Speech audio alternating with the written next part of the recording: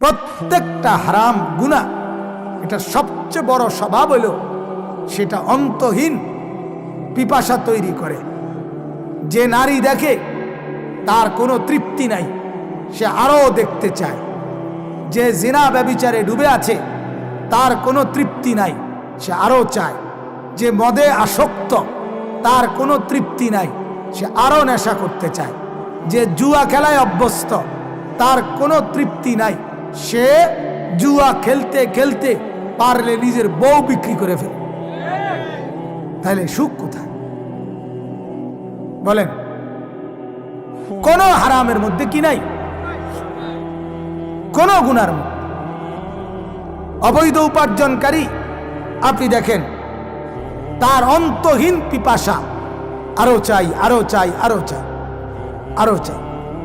Building লোনে, গাড়ি লোনে, মিল, ফ্যাক্টরি, গার্মেন্টস, কোটি কোটি কোটি টাকার প্রজেক্ট, সব ব্যাংক লোন, সব আপনার লোনের মাধ্যমে, কিস্তির মাধ্যমে। তাইলে সুখ কোথায়? সারা রাত টেনশনে থাকে এই কিস্তি পরিশোধ, লোন পরিশোধ নিয়ে। সুখ কোথায়? এজন্য বাপ আল্লাহ তাআলা মাওলানা সাহেব সর্বশেষ যে কথাটা বলছেন, মুফতি জুবায়ের সাহেব, আলা বিযিক্রিল্লাহ তাতমাইন্নুল কুলুব। আল্লাহর কসম, আল্লাহ তাআলা এটাই বলছেন চূড়ান্ত। ও দুনিয়াবাসী শোনো, নিশ্চয়ই আমার জিকির, আমার স্মরণ, এর মধ্যেই রয়েছে অন্তরের প্রশান্তি। কিসের মধ্যে? আল্লাহ তাআলার জিকিরের, আল্লাহ তাআলার স্মরণের মধ্যেই সুখ, দিলের প্রশান্তি, অন্তরের তৃপ্তি, এটাই সুখ। এজন্য যেই আল্লাহর জিকির করে, আল্লাহ তাআলার জিকির বিভিন্ন অর্থ হইতে পারে। যেমন আল্লাহ তাআলার জিকির কোরআনুল কারীম পুরাটা, ইন্না নাহনু নাযালনা যিকরা ওয়া ইন্না লাহু লাহাফিজুন। আল্লাহ তাআলা বলেন, আমি জিকির নাজিল করেছি, আমি এটাকে হেফাজত করব। তে এই জিকির বলতে কোরআন। আবার নামাজ, এটাও জিকির। আল্লাহ তাআলা কোরআনে বলেন, আকিমিস সালাতা লিযিকরি, আমার জিকিরের জন্য নামাজ পড়ো। তাহলে নামাজ এটাও জিকির। পুরা ইসলাম, পুরা শরীয়ত, আল্লাহর হুকুম আহকাম, এটাও জিকির। ওয়ামান আরাদা আন যিকরি ফাইন্না লাহু মাঈশাতান দানকা। আল্লাহ তাআলা বলেন, আমার জিকির থেকে যে বিমুখ, গাফেল, আমি আল্লাহ তাআলা তার জীবন সংকীর্ণ বানিয়ে দেব, আর কিয়ামতের দিন তাকে অন্ধ বানিয়ে তুলব। ওয়া নাহশুরুহু ইয়াওমাল কিয়ামাতি আ'মা। হাসরের দিন অন্ধ বানিয়ে তুলব, আর দুনিয়াতে জীবন সংকীর্ণ করে দিব।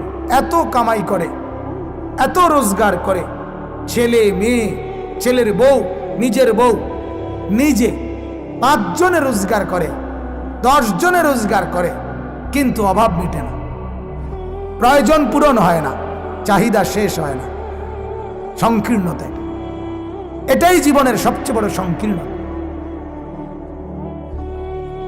আর কিয়ামতের দিন অন্ধ বানিয়ে তুলবে। ক্বালা রাব্বি লিমা হাশারতানি আ'মা ওয়া ক্বাদ কুনতু বাসীরা।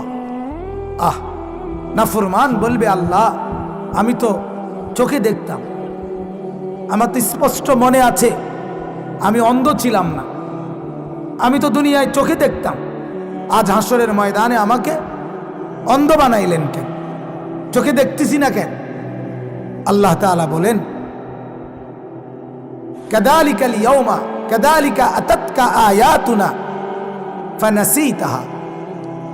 আমার নাফরমান বান্দা, দুনিয়াতে বারবার তোমার কাছে আমার কোরআনের বিধান এসেছে, কিন্তু তুমি ভুলে গেছে সেগুলো। ফাকাযালিকাল ইয়াওমা তুনসা। দুনিয়াতে 60 বছর তুমি যেমন আমাকে ভুলে গেছো, আজ অনন্তকালের জন্য আমি তোমাকে ভুলে গেলাম। যাও, ফাকাযালিকাল ইয়াউমা তুনসা। যাও, যা ভোগ করার তো করছেই। দুনিয়া, পাঙ্গাস, তেলাপিয়া, ফার্মের মুরগা, কক মুরগা, ফুলকপি, পাতাকপি, লাউ, কদু, কথা বলেন না, লাল শাক, কলমি শাক, এই তো না, এগুলো ভোগ তো করছেই। চলো, যা ভোগ করার তো করিলাই। আজ আমি ভুলে গেলাম, আজ আমি ভুলে গেলাম। এজন্য ভাবা দরকার, বুঝা দরকার। আমরা আপনাদের ভাবনা জাগাইতে আসছি। দুয়ারে দুয়ারে বিভিন্ন জায়গায় ওয়াজ মাহফিলের এই মাকসাদ একটা প্রদর্শনী, এটা না।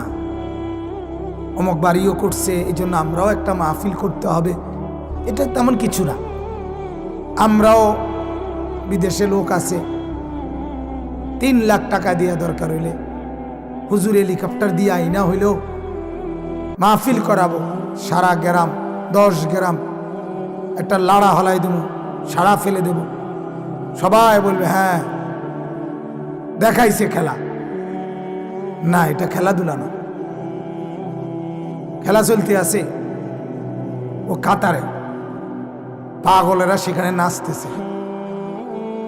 কথা বুঝেন নাই?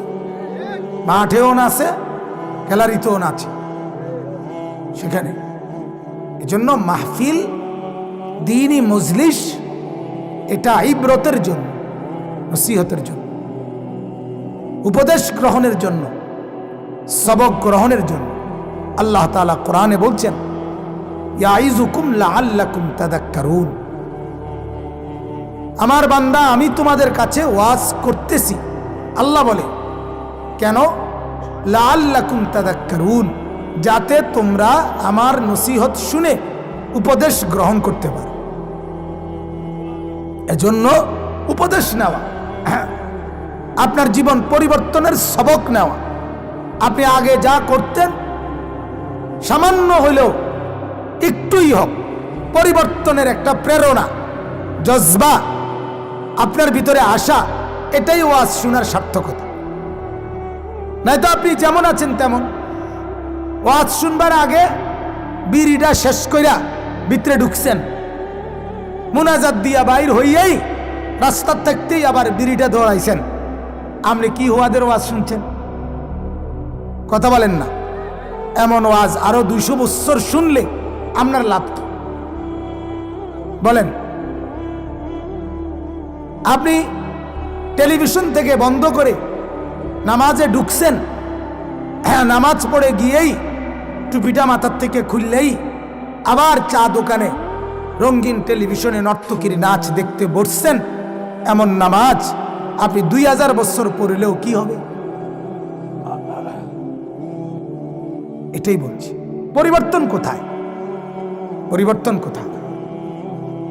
অগণিত মা বোন আছে যারা নামাজ পড়ে, কিন্তু তাদের জিন্দিগি বেপরদিগি ছাড়ছে না, রঙিন টেলিভিশন ঘরে দেখে। তাহলে এর কারণটা কি? কারণ একটাই, কলিজার ভিতরে আখেরাত, পরকাল, কবর, হাসর, মিজান, ফুলসিরাত এর খবর, এর বুঝ, এর অনুভূতি, এটার ভয় দিলের মধ্যে জমে নাই। দিলের মধ্যে যদি জমতো তো নিশ্চিত সমস্ত বন্দিগি করা সহজ হইত, গুনাহ করা পাহাড় ভাঙ্গার চাইতে কঠিন মনে হইত। আমার মাথার উপরে পাহাড় ভেঙে পড়লে যত না কষ্ট, তার চাইতে বড় কষ্ট গুনাহ হয়, এমন মনে। কোরআনুল কারীমে আল্লাহ তাআলা বলেন, আল্লাযীনা ইয়াযুন্নুনা আন্নাহুম মুলাকু রাব্বিহিম, যারা সর্বদা দিলের মধ্যে কথা ভাবে আমাকে আল্লাহ তাআলার সাথে সাক্ষাৎ করতে হবে, এবং ওয়া আন্নাহুম ইলাইহি রাজিউন, এবং যারা এটা বোঝে আমাকে আল্লাহর কাছে ফেরত যেতে হবে, আল্লাহ তাআলা বলেন তাদের জন্য সমস্ত ইবাদত করা সহজ। আর আখিরাত যার মনে নাই, আল্লাহর কাছে যেতে হবে এটা যার খেয়াল নাই, তার কাছে 50 কেজি ওজনের একটা সিমেন্টের বস্তা 3 মাইল দূরে টাইনা নেওয়া সহজ, একটা সেজদা দেওয়া তার চাইতে তার কাছে ভীষণ কঠিন, ভীষণ কঠিন। ট্রাকের 300 ব্যাগ সিমেন্ট, 200 বস্তা সিমেন্ট দুইজনে মিলে নামাইছে। আমারে বলছে, আমি বললাম রোজা রাখছেন রমজান মাস? কওজু রোজা রাখতে কষ্ট হয়, কিন্তু 300 বস্তা সিমেন্ট নামাইতে কি হয় নাই? কষ্ট হয়। হায় মুসলমান, এই হলো দুনিয়া। দুনিয়া বুঝছে এমন যে 300 বস্তা সিমেন্ট, প্রতি বস্তা সিমেন্ট নামাইলে যদি 5 টাকা করে দেয়, তাইলে আমার 150 বস্তার মধ্যে আমি 1000 খানিক টাকা পাবো। এই 1000 টাকা আজকের দিনের অর্জন। এটার জন্য সে 150 বস্তা সিমেন্ট নামাইতে রাজি, কিন্তু সেজদা দিতে রাজি। এটা কঠিন, কারণ এটার কোনো লাভ তার জানা নাই, এটার কোনো দরকার তার জানা নাই, এটার বুঝে নাই তার। আহা, এজন্য বাপ শুধুই গল্প, শুধুই হাসি ঠাট্টা মজাক, এটা ওয়াজের মাকসাদ না। ওয়াজের মাকসাদ আপনার দিলের মধ্যে অনুভূতি পরিবর্তনের ফিকির। এটা আপনার কাছে ভালো লাগলেও এটাই শুনতে হবে, ভালো না লাগলেও এটাই শুনতে হবে, এটাই উচিত। কিচ্ছা আমিও জানি, গল্প আমিও জানি, আমিও আপনাদেরকে হাসাইতে পারবো। এমন কাহিনী বললে আপনিও হাসবেন, কিন্তু বলবেন কিন্তু আখেরাত, পরকাল কথা বলেন না। কোরআনুল কারীম স্পষ্ট আছে, বেশি হাসা এটা মুনাফিকের স্বভাব, বেশি কাঁদা এটা মুমিনের স্বভাব, ইমানদারের সিফাত।